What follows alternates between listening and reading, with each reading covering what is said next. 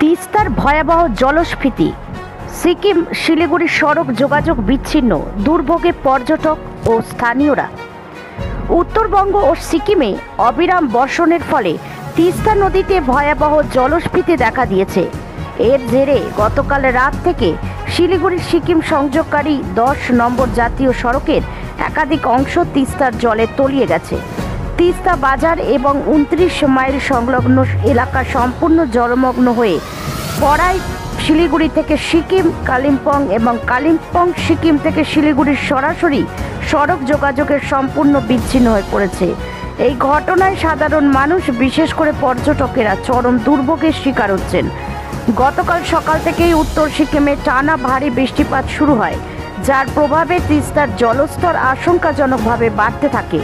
পরিস্থিতি উদ্বেগজনক হওয়ায় গতকাল রাতেই কালিম্পং জেলা পুলিশের পক্ষ থেকে মাইকিং করে মল্লি, তিস্তা বাজার, রম্ভি এবং 29 মাইল এলাকার বাসিন্দাদের সতর্ক করা হয়।